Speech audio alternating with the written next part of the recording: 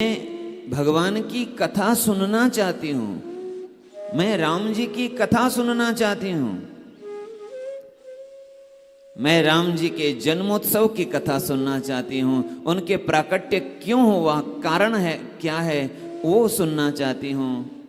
मैं उनके विवाह लीला, बाल लीला आदि सभी श्रवण करना चाहती हूँ। जैसे जैसे माता पार्वती प्रश्न कर रही थी एक एक लीलाओं के विषय में, वैसे वैसे वह सभी लीलाएं भगवान महादेव के भीतर प्रकट हो रही थी। और जैसे जैसे उनके भीतर प्रकट होती जा रही है सभी लीलाएं, एक एक लीलाएं उनके सामने आ रही है। भगवान महादेव का हृदय भर आया, नेत्र सजल हो गए, भाव में भगवान महादेव की आंखें बंद हो गई।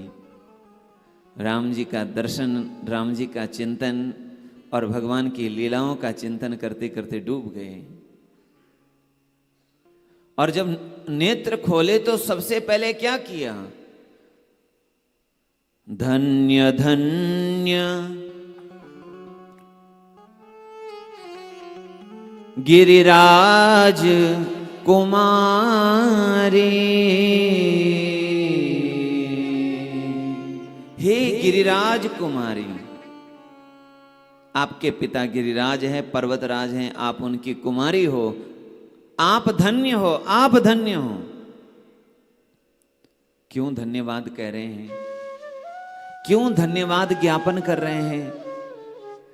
क्योंकि आपने भगवान के कथा के संबंध में प्रश्न जो किया ना, वह प्रश्न करके आपने मेरे ऊपर बड़ी कृपा की।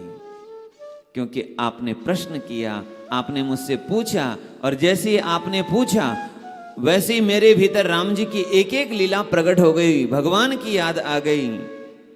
बाकी चीजों के लिए हम धन्यवाद कर सकें ना कर सकें, लेकिन उस व्यक्ति को कभी मत भूलना जीवन में जिसके कारण हमें भगवान की याद आई हो,